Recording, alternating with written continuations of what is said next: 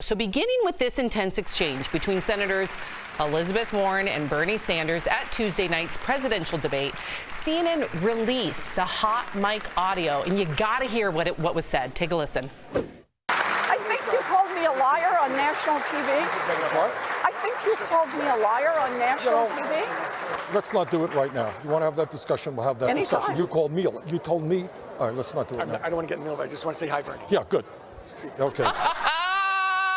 We've all been in that moment. I can't even count how many moments where I'm like, oh, hi, just wanted to say a hi. Oops, sorry, bye. But this is disappointing to me on so many levels because, Erica, we are talking about this. We're not talking about any of these presidential candidates. And in my opinion, Warren's wonderful policies, Bernie Sanders' wonderful policies. Should CNN have released that audio, in your opinion? I think that it's par for the course for them to have released the audio, and I would rather have them release the audio and know exactly what was said as opposed to speculating about it. But I do have to just bring up, just because I brought it up yesterday, Tom No Snitching Steyer.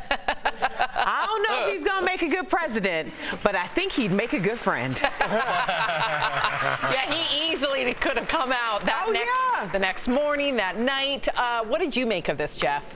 I think this is Elizabeth Warren's. Remember when Hillary fainted going into the car right before the election and kind of might have caused her election? Who knows? I think this is Elizabeth Warren's moment. It wasn't a good look for her. The audio came out. I think it was fine that the audio came out. I mean, we're finding out that someone kissed someone in a hallway 30 years ago, so we can't find out what they said at the presidential debate. I'm glad we got it cleared up, like you said, so we don't speculate. But I don't think this is a good moment for Elizabeth Warren at all. It might cost her the or at least Democrats even. And Sam, you said in the morning meeting you don't think it was a good idea that they leaked the audio. What do you think about that? I just felt it was sleazy. I really did.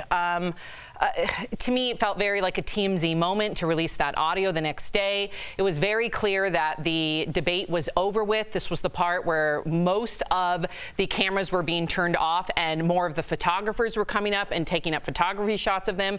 There's a lot of leaning in chit chat between the candidates. Good night, goodbye.